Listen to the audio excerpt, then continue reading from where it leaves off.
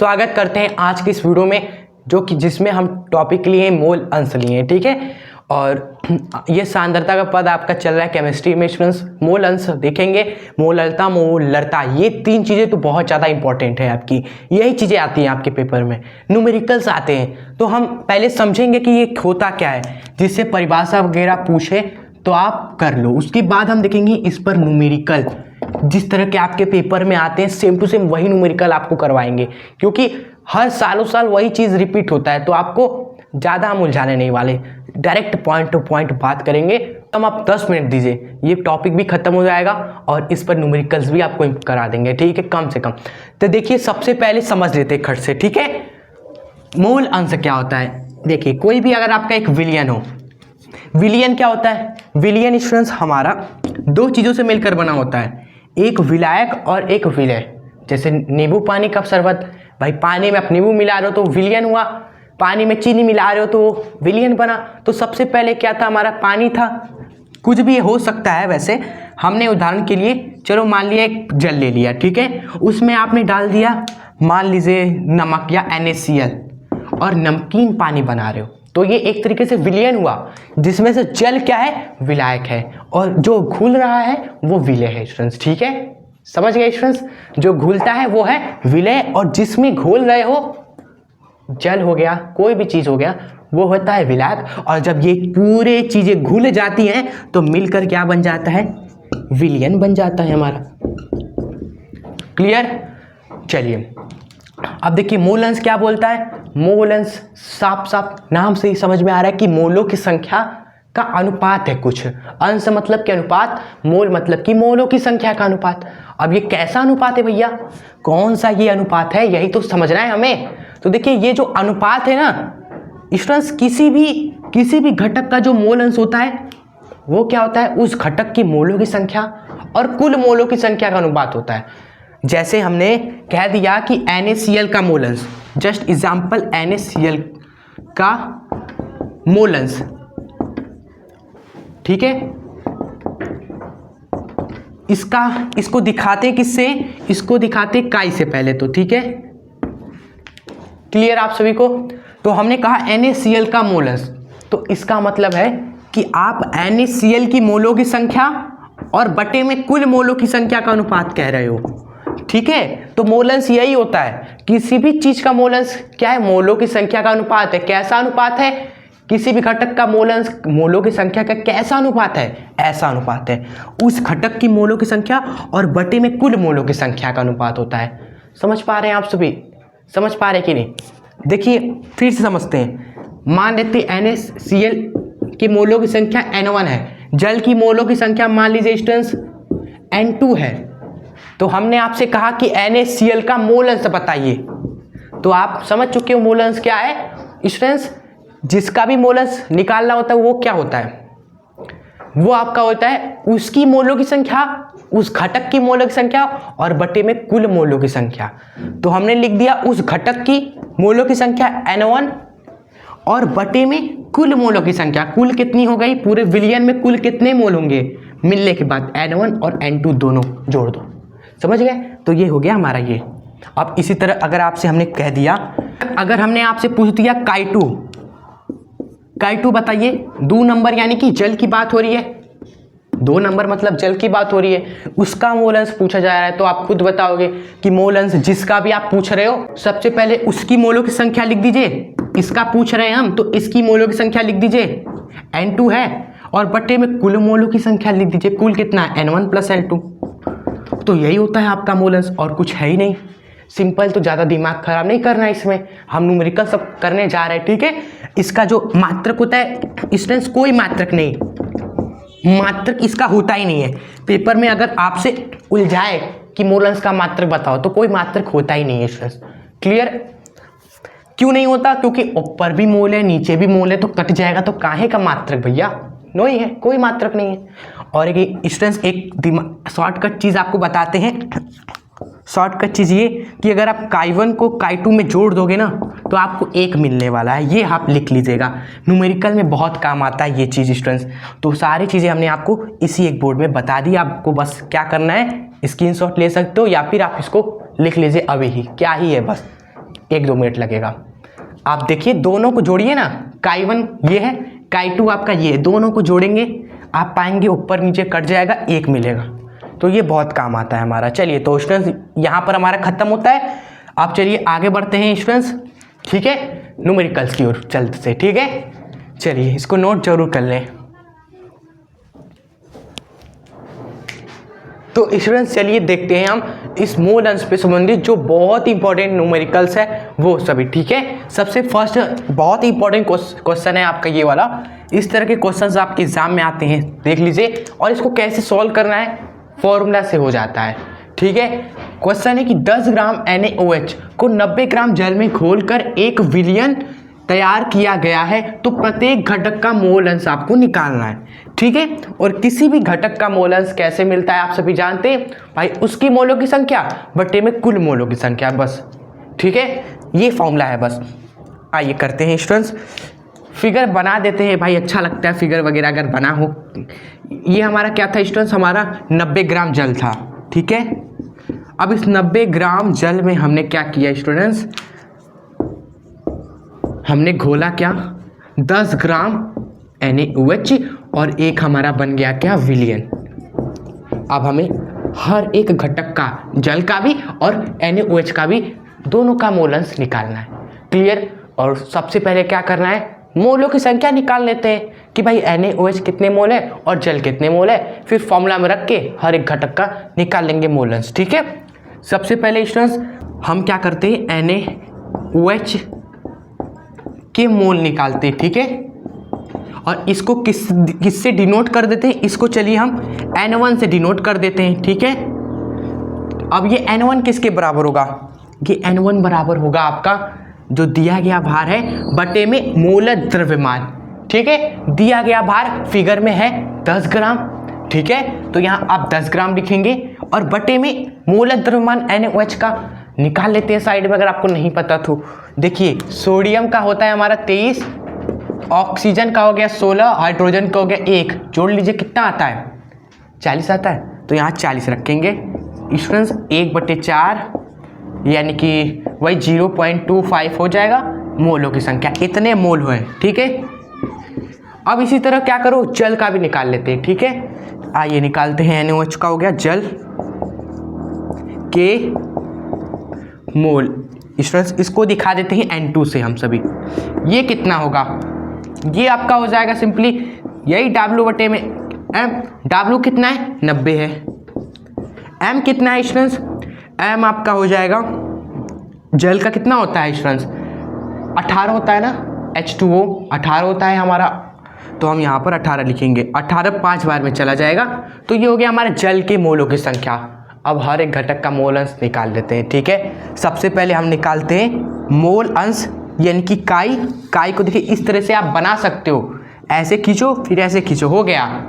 और हम निकाल रहे हैं पहले NaOH का, जिसको 1 से दिखाया जा रहा है, तो काई1 इसको लिख देते हैं, ठीक है।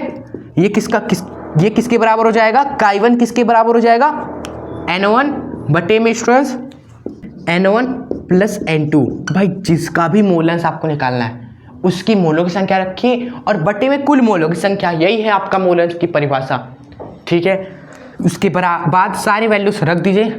N1 कितना है 0.25, N1 प्लस N2 यानी कि 5 प्लस का 0.25 करेंगे तो 0.25 अपॉन में 5.25, इसको हल करेंगे 1 अपॉन में 21 स्टूडेंट्स, ठीक है। ये आ जाएगा स्टूडेंट्स हमारा काई1 आ गया। अब काई2 आप निकाल सकते हो फॉर्मूला से, या फिर शॉर्ट ट्रिक भी होता है उसका कि भाई काई1 मिल गया ना, तो जो काई2 हो जाएगा स्टूडेंट्स वो हो जाएगा 1 माइनस का काई1, ठीक है। क्योंकि हमने आपको बताया था कि काई1 प्लस काई2, ठीक है, 1 के बराबर होता है। अगर काई1 पता चल गया तो भैया 1 में से काई1 घटा दो तो काई2 मिल जाएगा आपको, ये शॉर्ट ट्रिक भी है आपका आ जाएगा। भाई इसको 1 में से घटा दीजिए, कितना आता है, 1 में से घटाएंगे तो स्टूडेंट्स आपका आ जाएगा 20 बटे में 21, ये मिल जाएगा आपको काई2, फिनिश। काई1 काई2 मिल गया, पहले घटक का मोल अंश और दूसरे वाला जो घटक के जल का उसका मोल अंश, ठीक है, तो इस तरीके से आप एग्जाम में कर लीजिएगा इस तरह के क्वेश्चंस को, ठीक है। चलिए तो स्टूडेंट्स अब हम चलिए बढ़ते हैं अपने नेक्स्ट क्वेश्चन की ओर।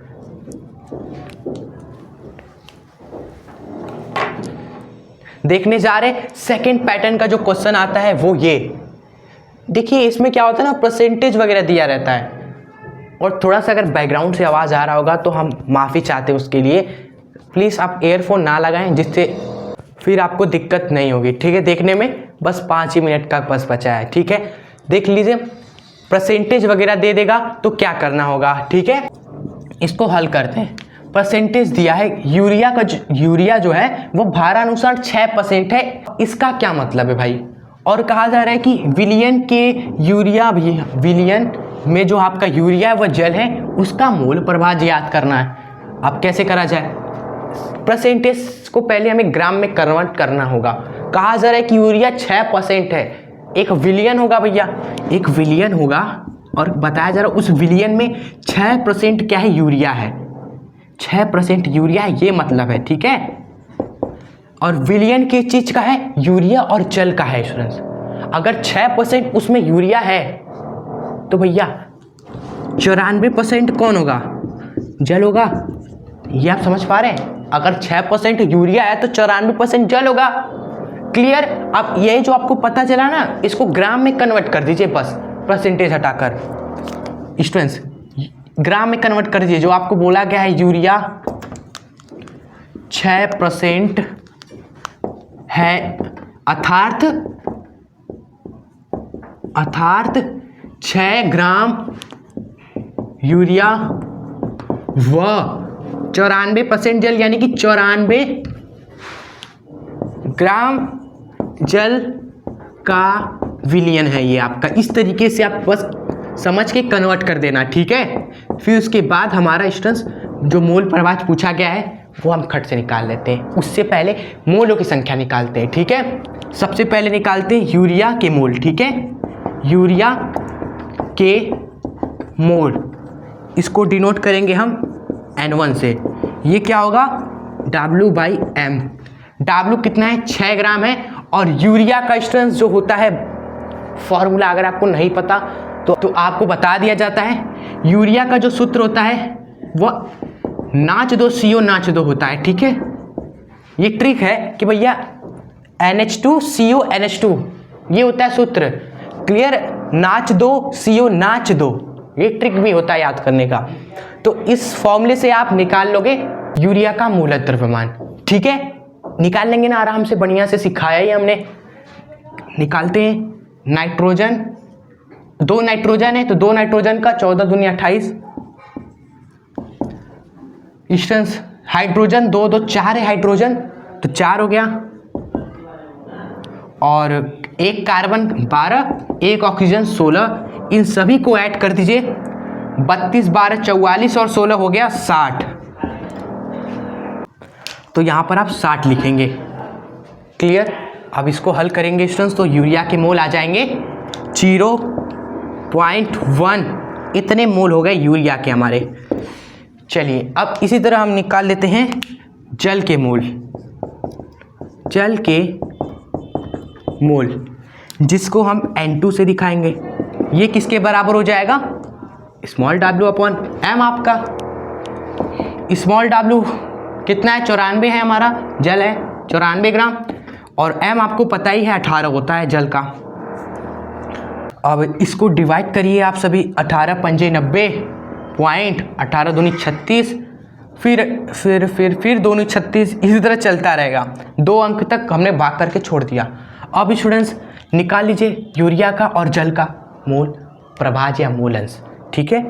तो सबसे पहले निकालते हैं हम यूरिया का मोल प्रभाज या मोल अंश, जो कि हो जाएगा यूरिया के मोल, ठीक है। यूरिया के मोल बटे में कुल मोल। यूरिया के मोल कितने हैं? 0.1 है। कुल मोल कितना हो जाएगा भैया? 0.1 प्लस में 5.22, यानी 0.1 अपॉन में स्टूडेंट्स 5.32 भैया, ठीक है। अब इसको सॉल्व करेंगे स्टूडेंट्स, थोड़ा बहुत सिंप्लीफाई कर दीजिएगा। दशमलव लगा हुआ है यहाँ पर 1 अंक के बाद, यहाँ 2 अंक के बाद, तो दशमलव पहले हटा दीजिएगा। हटा दिया भैया, क्लियर। कहाँ सिंप्लीफाई यहाँ करते, देखिए इसको अच्छे से लिख देते पहले। ये 0.1 है और ये 5.32 है हमारा। हम दशमलव हटाएंगे तो 10 अपॉन में स्टूडेंट्स 532 हो जाएगा, ठीक है। फिर 2 से काटेंगे, कितने बार में गया, 5 बार में, यहाँ पर गया 2 6 बार में। अब नहीं कट रहा है आपका, नहीं कट रहा, तो ये आपके मोल प्रवाह हो गए आपके, किसका, यूरिया का। अब नेक्स्ट स्टेप में क्या चाहिए हमें, जल का भी मोल प्रवाह चाहिए। तो क्या करोगे, 1 में से घटा दीजिएगा, इसको 1 में से घटा दीजिएगा, आपका मिल जाएगा जल का भी मोल प्रवाह, ठीक है स्टूडेंट्स। जो कि कितना आने वाला है, 1 में से जब घटाएंगे इसको तो आ जाएगा सिंपल 261 अपॉन में 266, ठीक है। ये जल का मोल प्रवाह आ गया हमारा। तो इस तरीके से क्वेश्चंस इस तरह के कर लेंगे आप सब पेपर में, ठीक है। बहुत ही आसान होते हैं मोल प्रवाह, मोल अंश से रिलेटेड सवाल, जो कि हमने आपको करा दिए। आई होप आपको मज़ा आया होगा।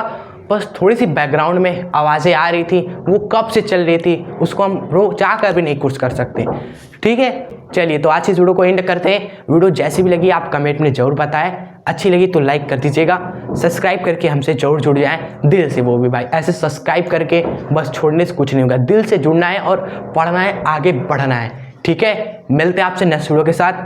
हंसते रहे, खुश रहे, आगे बढ़ते रहे। जय हिंद, वंदे मातरम।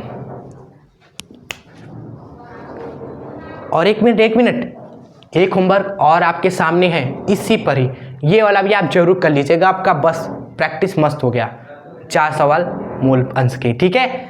चलिए दोनों में से कोई एक आंसर तो आप कमेंट में जरूर बता के जाना है भाई, ठीक है।